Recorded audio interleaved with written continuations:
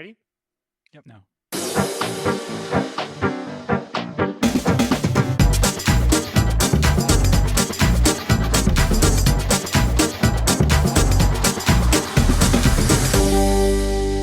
Hello, everybody, and welcome to the Troublesome Terps, the podcast that keeps interpreters up at night, even in the year of the Lord 2021. It seems we finally made it through 2020. Happy New Year, everyone. Happy New This is the first episode. We're all still here, still alive. It is January 7th, and the world has almost ended already, so we're off to a good start. Once again. But still with us, you already heard him, is the muscle from Brussels, Alex Drexel. Alex, how are you doing? God, I'm not feeling very muscular at all right now, but it's lovely to talk to you both. So let's dive right in. That seems pretty good. And you've already heard the other one as well, the hot Scot, Jonathan Downey. Jonathan, how you doing? Where did that come from? Do you know that is the first time that anyone has ever called me that, and I'm not sure whether to laugh or cry. But anyway, what rhymes with Scott? So to give you a bit of context on this episode, once a year the Troublesome Terps meet before an episode to plan the delights and the wonderful things that we are going to bring you over the next year. They're giving the game away. And so already... That's okay. We're popping the hood. Before this recording has even started, we had already been chatting and planning, and we have some amazing gems coming for you next year. Stay tuned. Don't touch that dial. This year. Oh boy. In 2021. In 2021. Like and subscribe. Like and subscribe. Don't touch that dial. Ad coming after the break. Link in bio. Already before we even started recording this, we've been chatting and winding each other up. So if this episode sounds a little bit more jolly than usual, it's not that any of us have been touching the illicit fluids. It's just that we've been chatting already and we've wound each other up already. So my glass is completely empty, but you can't see that because thankfully this is an audio-only podcast. I have water. Anyway, we wanted to give a quick shout out to Sarah, who can't be with us tonight because of mum duties and family stuff. So happy New Year to you, Sarah, and we hope to have you back very, very soon. It was lovely to have you on for the year in review episode, which was a ton of fun. It was great fun. Yeah, that was great fun. Indeed. So we hope you're all off to a relatively good start of the year. As good as it can be, I guess, given the circumstances and everything. But let's not dwell on that. We have a quick piece of news that I wanted to get out.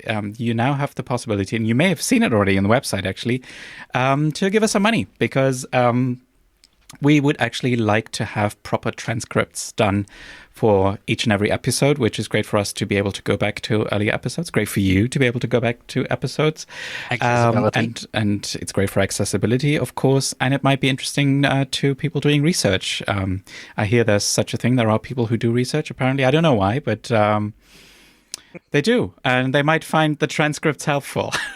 As far as I'm aware, there has never been a research paper on an interpreting podcast. See, there's a challenge for anyone watching this. You know, if you're doing a master's degree and you're desperate for a dissertation topic, hit us up. Yeah, the world of interpreting podcasts.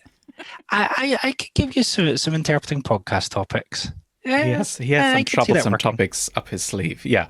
So just to finish this off, you'll find as of now. In every episode, there's a link that just says support the Troublesome Terps, and that's what you can do. Just click on that and give us a little bit of money if you can, and that would be much appreciated to be able to make all those lovely transcripts. That's it. And with that, we'll dive into today's topic, which is a topic that we have covered before in episode 37, to be exact, with Dr. Karin Reithofer from Vienna back in the day, and we've decided that we wanted to revisit the topic. It's about English, of course. The bully, the behemoth, the lingua franca, that's the angle we had back then, and we thought it might be interesting to get back to that topic because I think I've said on the podcast before that I'm not so worried about remote and machine interpreting. I'm more worried about English when it comes to the future of interpreting. So I don't know if any of you share that. Worried about the elf on the shelf? Yeah, the elf on the shelf, exactly. English as a lingua franca, ELF. I was getting concerned about that because I talked to a lot of people who are like, oh, just do everything in English. And then 2019, I went to International Confex back in the day when you could go to a conference which yeah, what was that like? Back in them days. Tell me about that. It's like you had thousands of people in the same room and no one was wearing a mask. It was amazing. Yeah. But they had a session on diversity in the events industry. And I toddled along to it, and it was one of these open panel sessions. And so I slidoed the question, what about linguistic diversity? Because they talked about gender diversity and age diversity and racial diversity and all these different types of diversities, but I realized they hadn't talked about linguistic diversity. And I asked them the question, and a director from an events management software company said that looking from their slate of events that were booked up for the next, I think it was 4 or 5 years, he said, English-only events were reducing, and that companies were increasingly wanting to do stuff in local languages or in many different languages. And I thought that's interesting because every interpreter I knew at the time was worried about English as a lingua franca, yet here's someone with his hand on the stats saying that trend is reversing. I haven't seen a huge amount of evidence for that yet. I think COVID might have changed some thinking. And I don't think necessarily that events not being in English only anymore is a huge boon to interpreters. There are many ways of doing multilingual events that don't involve us. But I think certainly our fears of English as a lingua franca may have been not as prescient as we thought they were. Well, I can tell you why I was a little bit worried, especially in the context of the COVID pandemic, was that I figured some interpreters in some contexts, I suppose I'm going to qualify it, had a bit of a hard time adapting to the new situation. And a lot of, especially sort of standing committees and sort of organizations that meet all the time with interpreting, they couldn't just interrupt their work. I mean, they could just hop on a Zoom call and would maybe decide to just do it in English, quote unquote. And that's why I was a little bit worried. But on the other hand, I think Sarah said that last time around, is that the fact that we have these platforms now, of course, means that it's now easier to just add interpreting onto an online meeting. So that might mean that it balances the whole thing out, or I don't know. So maybe it's not that bad after all. That's entirely possible. I think also the whole discussion of social justice, racial justice, the whole discussion of diversity has meant that people are becoming more aware of the innate colonialism of English only. Man, I sounded like an academic there. But this idea of we'll just do it in English, everyone speaks English. Yes. People are becoming more aware that that in itself is not an example of racism, but it is an example of privileging a certain group of people. And so the people who speak English. Yeah, or people who are comfortable in English, more to the point as well. And so now people are saying, if we're going to get serious about diversity, that has to go across the board. And I wonder, I don't think companies are necessarily all on that yet, but I could see that becoming more of a thing as people say, well, hold on, what ideas are we missing if we're making Italian engineers speak English? Or if we're making, I don't know, manufacturers from Colombia try to muddle through in English, what are we missing? And that's an argument that I'm hearing people in the events industry begin to make before we did. We're actually quite slow in making that argument. I was just wanted to point people towards a new paper from Karin, who we had on for the first Elf on the Shelf episode. She has a paper on intelligibility in English as a lingua franca from an interpreter's point of view. And I think, I'm probably going to make a complete hash of this, but I think she found out with an experiment that people who are used to these ELF contexts, so people getting by with just English, basically, that those people actually can benefit from the situation, but people who are sort of experts in their field do not necessarily benefit from that constellation, so which would be a point in favor of interpreting, if I understood correctly. But yeah, go ahead, Alex. Yeah, we'll put the link in the show notes so you can check it out yourself. Yeah, for sure. But I also think like a lot of experts in their fields, I think presenting in English has some sort of, if you're invited to an international conference, you might actually be flying there. Well, back in the days when you flew. But there was always a certain air of prestige to presenting your stuff in English, whether or not you were super comfortable with it or whether or not the audience was actually missing some of the ideas was kind of besides the point. It was more about, that sort of air of internationalism. And so I'm not sure. I mean, yes, obviously people we're missing some ideas, or not all the ideas were being brought across.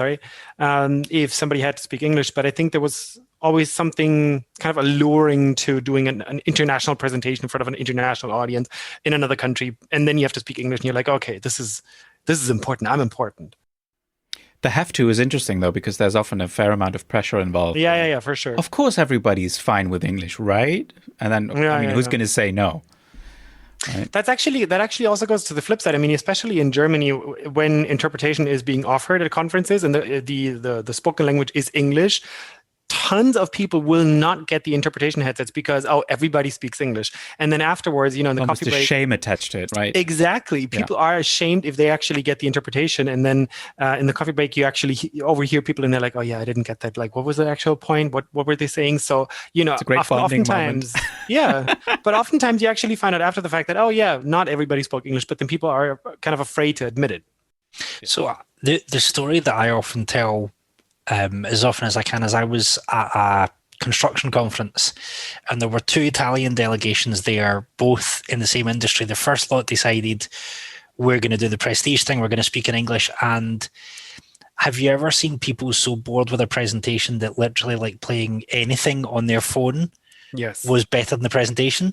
So the first guys got that, and once they finished, when the chair of the conference was like trying to get people to clap, they got like kind of 3 claps, and I think some cockroaches hissed quite silently in the distance. Everybody had the phone in their hands. But then you had the break, and then the next Italians obviously looked at what happened and thought, no, we're not going to do that. So they spoke in Italian.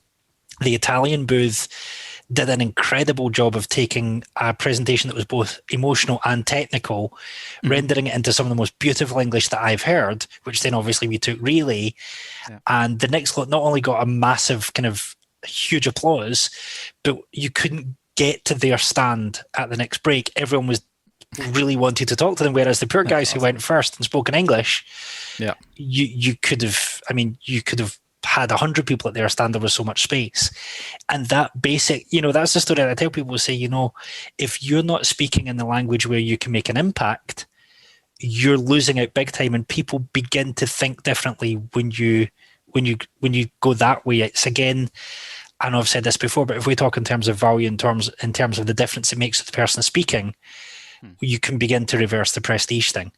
Because, it's one thing being prestigious. It's another thing having to go and explain to your boss why you don't have any orders after your boss has sent you, 1,000 miles for a conference, and you've got to go home and say, yeah, I got no orders because no one had a clue what we do.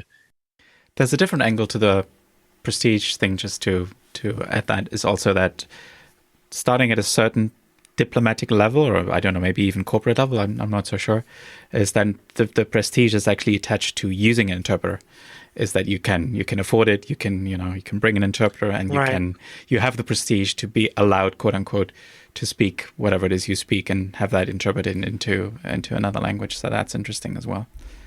It's when you get addressed as Mr. So-and-so's, or when an interpreter gets addressed as Mr. So-and-so's interpreter or Mrs. So-and-so's interpreter, it makes me slightly uncomfortable, but then I realised that I'm still trying to remind myself that interpreting is sometimes booked for the look. And it's again why I'm not massively worried about English as a lingua franca, because I've been in meetings where the interpreting has been there because it looks pretty. And it makes the conference look international. It's, what do you call it again? It's not ceremonial. Symbolic interpreting, yeah. That's very often what it is, actually. So, yeah. Because, of course, the principal will know they'll be perfectly comfortable, but... Yeah.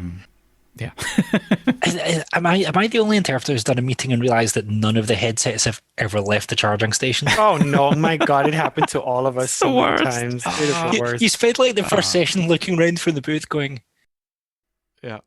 Okay, and then you go down and ask the technician, and they're like, yeah, one headset is missing, and so you have to interpret, and then it actually turns out the headset went missing 2 days ago. Yeah, it's just over at the buffet. Yeah, exactly. It's like somewhere at the buffet, and you've been interpreting for the thing is, you can listen to the floor on the headset as well. Some people just listen to it because they can't hear it all that well, or something like that. Anyway, but this is the thing: is that we have to stop pretending that interpreting is always about linguistic needs. It's not. Oh, there's so much, status and prestige, as we just said. It's about other stuff, and so the English as a lingua franca debate. part of it is interpreting deemed as important enough that it matters? Mm-hmm. And that's a question for our clients. It's also a question for us. The other part of it is, do people realize that asking someone to speak in their second, third, fourth, fifth, sixth language isn't necessarily a good idea? Yeah. And one thing I realized as well as I went back to the episode we did with Karin was that I think we spoke about the whole native speaker thing as well, which we don't have to go into too much detail on today. But first of all, there is no English native speaker because there's no such thing as English. I mean, there's several Englishes, obviously. I mean, just looking at the two big ones, the UK and the US, there's still plenty of space for misunderstanding and, cultural specificities. And Jonathan is quietly chuckling away there. So that's maybe just an aside. And since we were no, actually before the episode, during our planning session, we talked a little bit about Brexit, which is sort of a real thing now that the transition period is over, and there was lots of discussion, sort of coming back up about whether English is going to stay a relevant language in the EU and in Brussels. Spoiler alert, yes, obviously. So I don't know if we want to revisit that at all. But Jonathan, I think you've written a little bit about how Brexit is going to change the market and the demand and the supply side of interpreting in the UK. It's changed slightly. So I've been following some discussions from trade boards about this. And as far as I can see, UK interpreters so if you have an EU passport, none of this applies to you and you're incredibly blessed. And, probably, yeah. Yeah. If you have settled status in the UK, that is.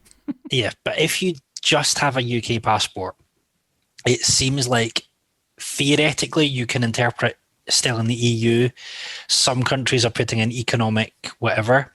The big highlight is that, as far as I can read from the UK releases on immigration, you cannot immigrate to the UK for the purposes of setting up a small business, like being self-employed. That's not allowed anymore. So if you assume, and I think it's a fair assumption, that over half of interpreters in the UK are not UK born, and I think that's a pretty fair assumption to make.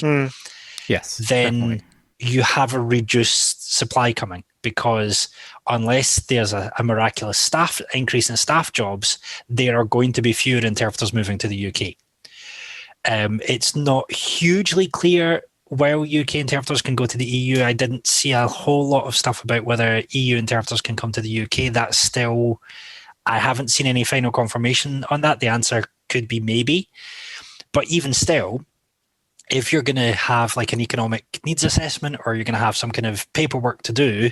Sorry, Jonathan, what does that mean exactly? I've seen that prop up the economic needs thing. What is that in a nutshell? I'm not entirely sure. It seems to mean something like, is there someone available locally who can do it so that the money stays in the economy? Or is the job big enough that we'll let someone else take money out of our economy because they'll be putting more in? That seems to be what it says, but no one seems to have, I am not a lawyer kind of hashtag. But that seems to be, but that seems to be what they're meaning, but no one seems to release details on that. But say, for example, that the UK said the same rules as I think France aren't putting any things you can come to France to interpret. Fine. Say the UK say you don't need there's not going to be an economic needs assessment. You can just come. You still have to make sure the person's got their up-to-date passport and stuff. And it's still going to be a little bit more hassle than it would be now. And there's a disincentive to bring someone across. There's a huge disincentive for any interpreter to move from an EU country to the UK because they can't come and set up a business, from how I read the immigration regulations. I could be wrong, but that seems to be what it's saying, because you need an offer of a job and so on. So you have a throttling of supply. UK universities aren't doing the best. I don't think any university is doing the best at the moment. So you have a throttling of incoming supply. Do you have a throttling of training? Well, you might have a reduction in training numbers anyway for various reasons, with the UK leaving Erasmus as well. Oh, right. Yeah. So the UK is heading for a supply side shock. The question is, with assuming the events start coming back halfway towards the end of this year, if we assume that the UK wins as many international events as it used to, I believe London was the biggest or second biggest conference city on the planet, depending on which conferences you mean, then you have a supply side throttling and you have demand growing again. Anyone who knows basic economics knows that that means a likely price rise if those supplying realize there's a supply shock. It either means a price rise or it means a limit of availability, or both. And it's going to be tough for language students. I mean, not just interpreting students in the UK, but language students overall, because going abroad is such a big part of learning languages, right? Yeah. I mean, for every student, basically, but especially for... My year abroad wasn't an Erasmus year, and as I understand the existing bilateral agreements, which many, but not all universities already have, are unaffected. Yeah. So my year abroad was and the UK has a follow-up program, haven't they? Something yes, but there are issues with that I would leave to the experts. But experts who were on the Erasmus organising stuff and have looked at tutoring have already seen issues with tutoring, because it doesn't seem to be reciprocal. It seems to be, we'll send our students abroad and we want you to take them, but we don't want to bring that again. Well, they'll have to have bilateral agreements with each and every nation they want to do that with, probably. Yes. Yeah. Which, to be honest, is I mean, this is the other thing, is that let's assume that tutoring somehow magically replaces Erasmus. That's not going to be a straightaway thing. Right. The question is, and this is a question that no one can answer yet, is how Brexit will affect the UK standing as an international conference country. Mm-hmm. And also, with remote, how relevant is that anyway? So, if the big events if the big events start coming back, there is a question, and I put this in what I wrote, there is a question, can the UK supply side shock be mitigated because you have remote? So who really cares where the interpreters are? Yeah, it's like a perfect storm almost. Or maybe not. Yeah, maybe that sort of attenuates the whole problem. But the whole thing is, again, is that assumes that interpreters are equally happy to jump into remote. It assumes that hybrid events will hire remote interpreters, and it assumes zero growth in in-person events, or very little growth in in-person events post-COVID.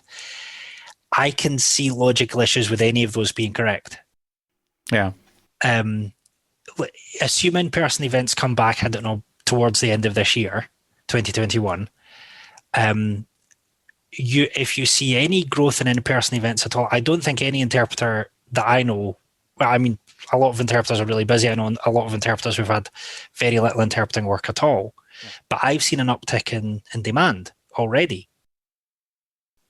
How far does that demand grow? I mean, I had a consultant interpreting job recently where for one language, I found it really difficult to get an interpreter that I was happy to put on a certain job. I'm a consultant interpreter. I know my way around. I know where to look. What does this mean for people who don't know where to look? It's an issue that no one really thought about. There aren't any. The only obvious mitigation strategy is remote, but if you start going to remote, then why should UK interpreters be the people picked? Interpreters in other countries are just as able to bid for remote jobs as anyone else is. Yeah. I mean, we should probably stop at this point because we have a whole episode in the works about this. We're going to go into more detail, so stay tuned for that. But I'm curious to hear from you, Alex, since that's your language combination is English, German, German, English. And I always found it kind of paradoxical because everybody says if you want to work as a freelance interpreter on the German market, you have to have English. Then again, a lot of people in Germany speak English quite well and might get along with it. So how do you see that work out? Yeah, work. I think it's kind of true what you're saying, but then on the flip side, a lot of people speak English well enough conversationally, but then as soon as you actually send them off to a conference, they start to struggle. And I think also Germans have there's like a whole bunch of shame attached to not being able to speak flawless English, because the idea is, everybody speaks perfect English, everybody but me, so this is going to be horrible.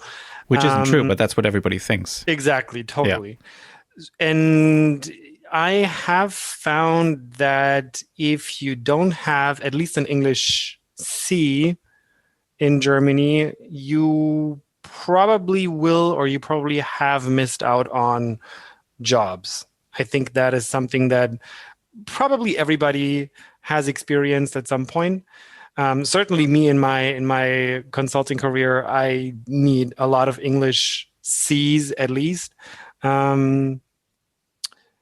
Which is interesting because we're in Germany, and you would think that a lot of the times the main conference language would be German, but it is oftentimes English, especially in the automotive industry, which I guess is just because it's a very international industry. And they're also, I mean, to be fair, a lot of those engineers actually speak like perfect English, and they studied abroad. They said in the States, they studied in, the UK or wherever have you, and they actually do speak perfect English. And oftentimes for them, for these sorts of events, it's quite interesting because yes, they present the cars. Yes, they do a lot of those technical, big blowout events, but oftentimes it's about the personal connections between the engineers or the managers and the reporters, because they've known each other for years. And so, yes, they want to know about the car and, how so this is for press events and stuff like that, for example. Yeah, this is for example, press events, or not necessarily trade fairs, but, big sales events.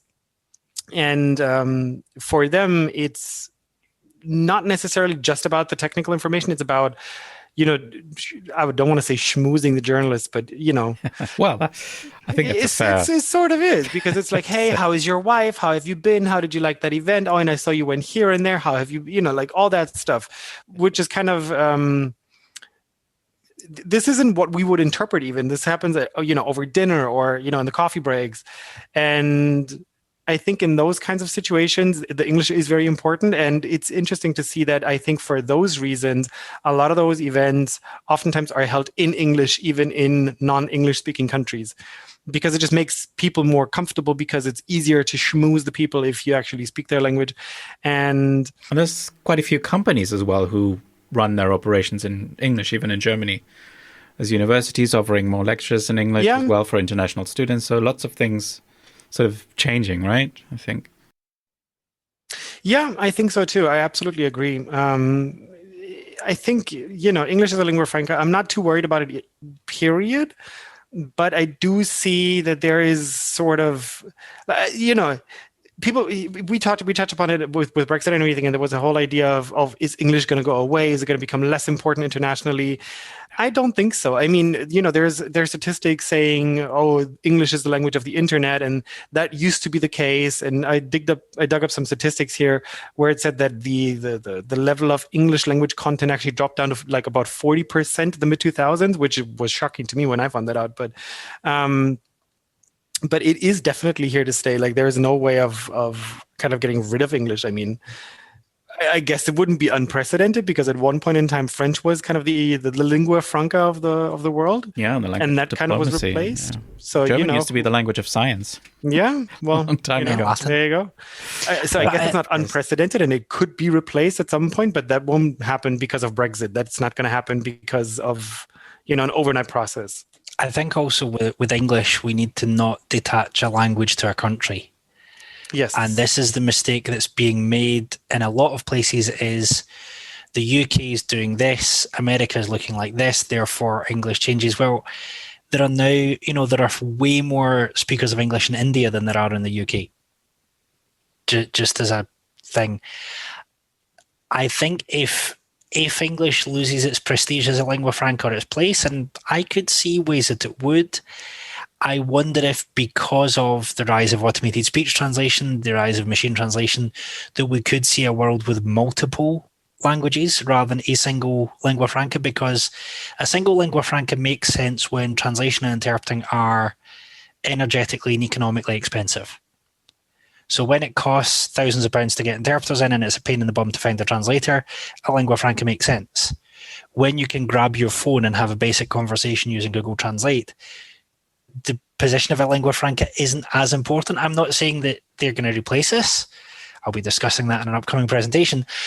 But but the very fact that something that looks like translation and interpreting is no longer expensive in time or money or opportunity cost makes me wonder whether the days of a global or even sectoral lingua franca are kind of numbered, because why do you need one? Yeah, I also get the impression, for example, in the US, that Spanish is just growing so massively because of the demographics, and also because it seems to me that it also has a certain, I don't know, pop cultural appeal. Like, I don't know if that's the right way of putting it. Yeah, but I was just going to say something similar. It's definitely big. But then to that point, I also think English is definitely not going to go away anytime soon or going to go anywhere, just because of, stuff like Hollywood or Netflix or all of those movies and shows that are being produced on a global scale. Most of those are going to be produced in English, because they're going to be produced in either the UK or in Georgia or in California or somewhere. And that isn't gonna just disappear overnight, and that content is gonna stay in English. And yes, there are now quotas in place where, for example, Netflix has to produce a certain amount of shows in the individual countries, in the country's language, which is great, which is fantastic. If you want to have an Italian show, they're on Netflix. If you want to have a French show, they're on Netflix. Netflix should be paying me to say all this stuff. But I think, yeah. I think, pop cultural relevance is huge. Not just with Spanish, like you were just saying, but also with English, and that's not going to go anywhere. But I think even a lot of international productions, even if they're not based in the UK or the US, are probably done in English these days as well. Maybe not in France, maybe not in Germany, but internationally, because the production team will be from all over the place. There will be, stars from various countries, and of course, the first choice will be English. I think also what Netflix has done, I mean, the quota system, I don't know if that was forced on them or where they chose it. It was. But streaming services have really democratized. Why am I using so many academic words? Can someone send me an academic? It's 2021. Get it out of your system. But streaming services have made it less prohibitively expensive to create a film and to get people to see it. And I think we haven't really understood the impact of a lot of the technological change. And I can see, because of the quota system that Netflix have got, you're now seeing more and more shows, in Swedish or French or German that British people are watching. And that... Or Danish. Organ here. but that is going to have an effect. We're seeing, and I know how literary translators clamour about, what is it, 4% of books in English are translated. And Anthony Pym's pointed out that 4% of a huge market is actually more books than 50% of a tiny one, which is, percentages are usually a rubbish statistic. Because they don't tell you. But the point I'm making is that with more technology being available to broadcast in many languages, and then going back to our Elena episode on interlingual respeaking, it's becoming technologically more straightforward to make that content that was produced in Italian, Bulgarian, Polish, Danish available in whatever other language you want. We are beginning to see pop cultural changes, and I've seen multilingual memes put online by people who I know are definitely not multilingual. Just think about the whole Doge Oh, that's a blast from the past. But for sure. We're memeing. We're doing multicultural memeing. There's multicultural on streaming services. Things are shifting, and I think, and I'm going to say this, and I'm probably going to get a lot of people right to complain, but I think it's actually a good thing that interpreting and translation are more accessible than ever, because it's creating a world where interpreting and translation are more needed and are more experienced. And because the shine and the prestige, the interpreting is no longer seen as, by many people, it's no longer seen as this thing that you only see at the UN. It's, oh, look, I've got this program that's interlingually, whatever, is available in my language too. Translation is the same. Translation is in my pocket, interpreting is in my pocket. Because of that, there's now a bigger market than there ever was before, if we take advantage of it. And I think the whole English as a lingua franca debate is very closely linked to what is interpreting for and who is it for. And because of the whole intercultural stuff and, what we're talking about, where's the culture being created, we could see in the medium to long term that the whole English is a lingua franca thing dissolves at the same speed as translation and interpreting become more accessible to everyone, which means that people become more ready to pay for it. Which is not the way that we thought that interpreting would grow, because when I trained some 12, 13 years ago, it was a prestige factor, and here's the things you need in your contract, here's the conditions. Interpreting grows by there being more rich companies and more international trade. But what if interpreting grows because people watch Borg in Finnish and go, that's pretty cool that I can experience something from a different language. I wonder if. And suddenly they want an interpreter because they've suddenly realized that, this is a cool thing. And they realized it's a possibility for them. It's not just something that the UN or the European Union can avail themselves of. I will be talking about that in an upcoming presentation, a wonderful summit that some wonderful people have put on. But we need to rethink how we provide and make interpreting available, because we're going to start providing interpreting for the people who are used to Netflix and are used to language at the touch of a button. Yeah. We don't necessarily want to be language at the touch of a button, but we need to realize that they don't want us to spend 3 days doing things and then come back to them. They're wanting a different way of delivering interpreting than we're used to giving them it. Yeah, that's true. And I think it's interesting, I think it's super interesting in that context as well to talk to people who are not interpreters, but who certainly have very informed opinions about multilingualism and interpreting and so on.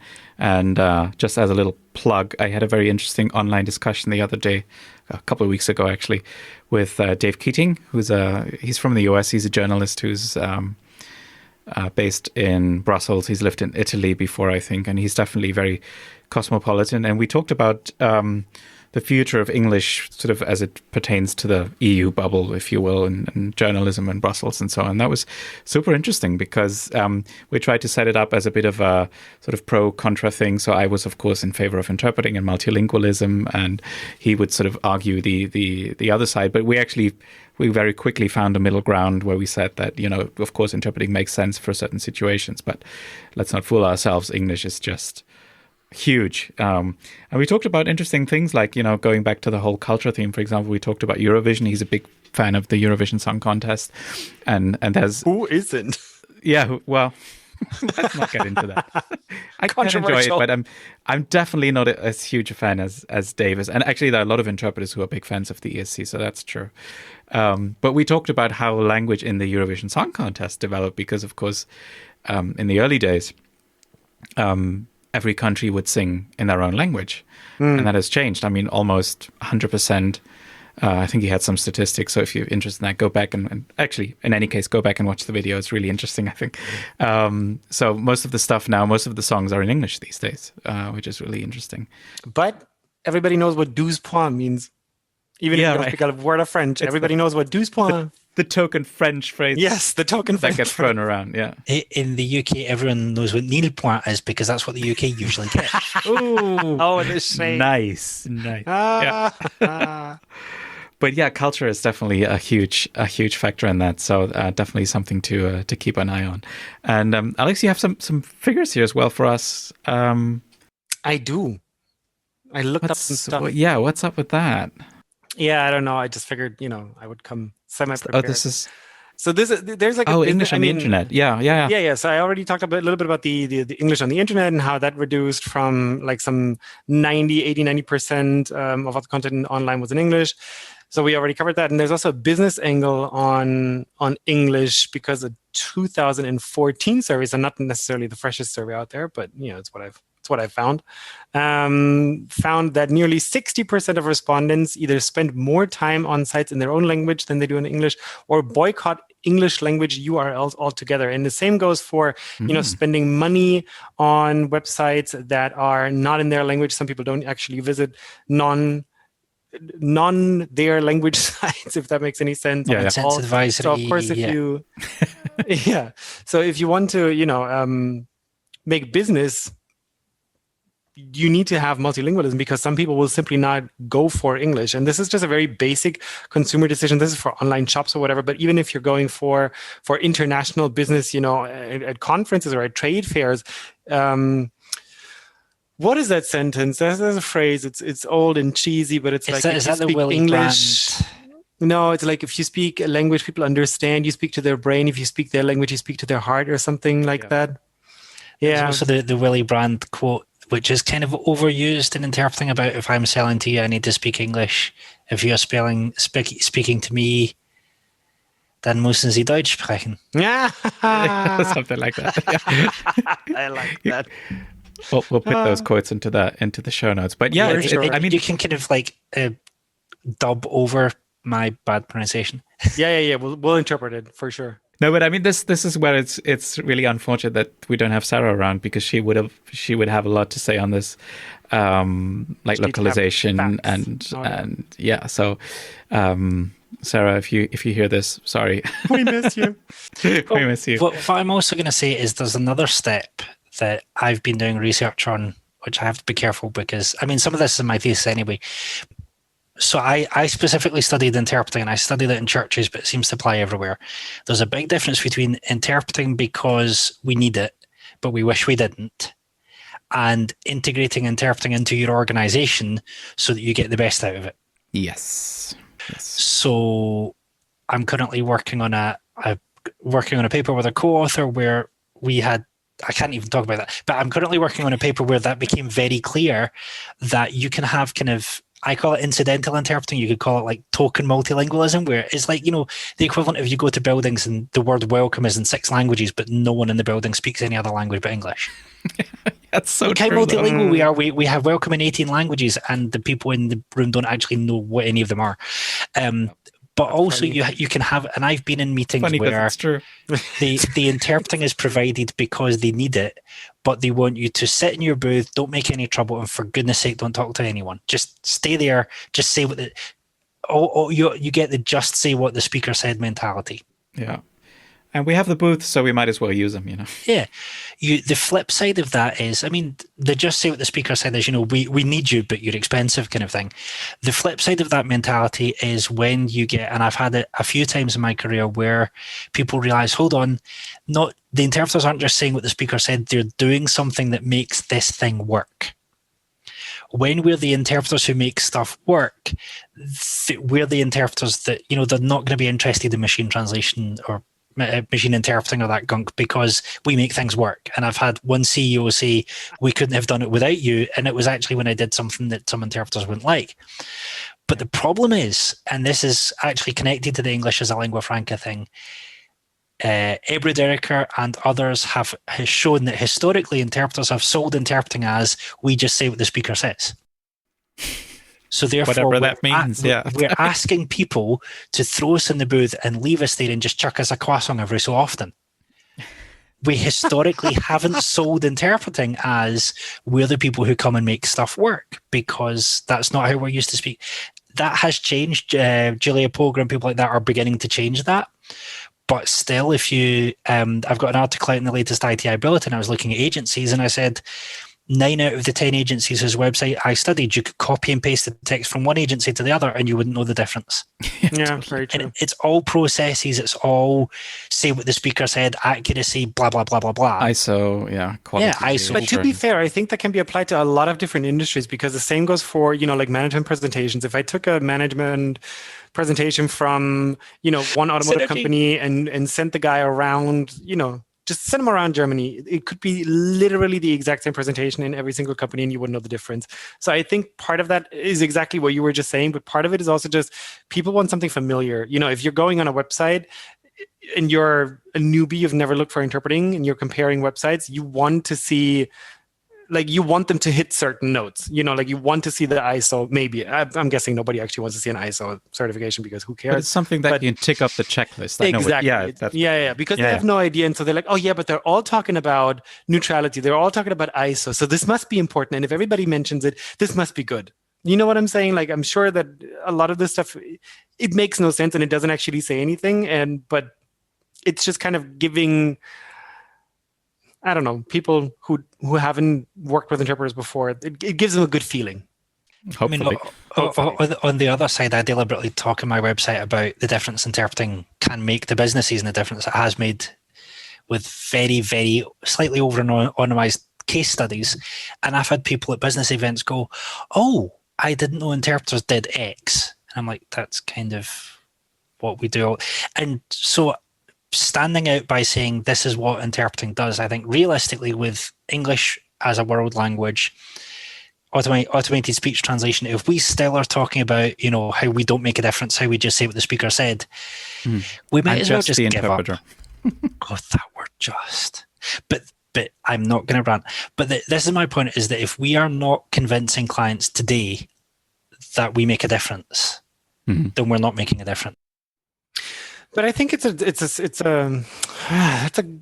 maybe that should be a whole episode about how we sell ourselves and stuff, because I think everybody needs to have their own USP. I don't tell myself like a whole podcast is about that.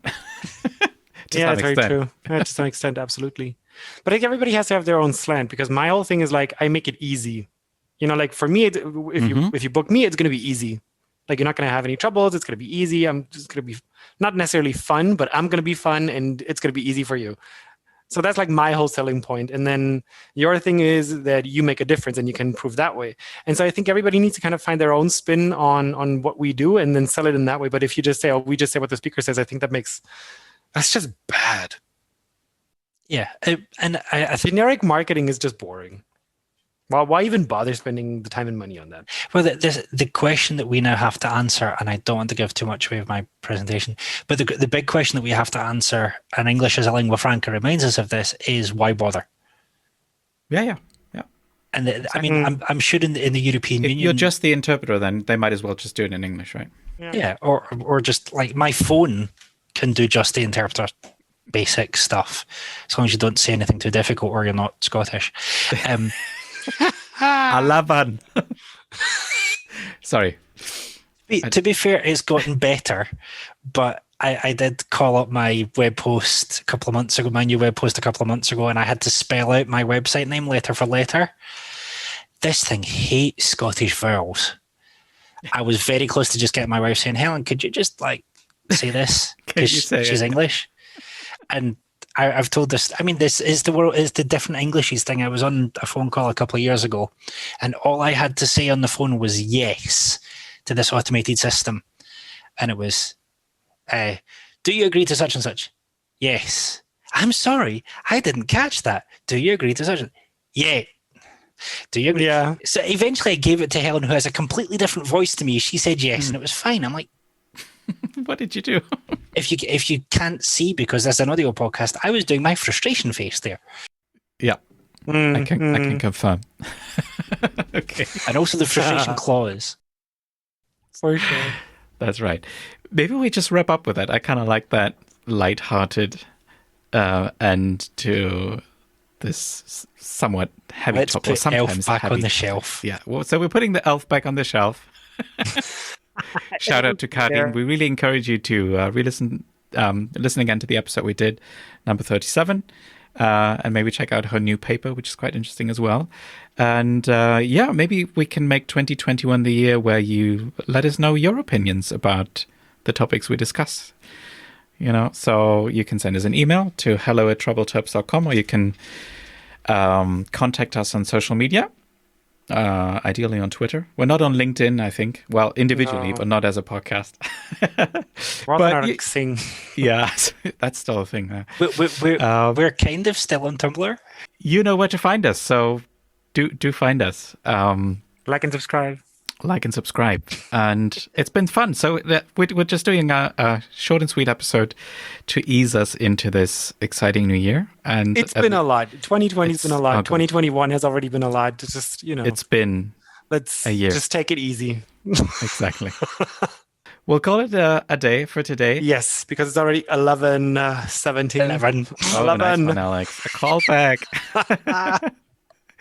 Anyway, we miss you, Sarah. It's lovely to be back in the hot seat for this year, and stay tuned for a lot of good episodes, we think. Yes. And if you have any ideas, any people you want to hear on the show, get in touch. Let us know. And again, if you can help us work on that transcript thing, that will be much appreciated. But for tonight, we're signing off. Bye-bye. Bye. See you in the next one. Like and subscribe.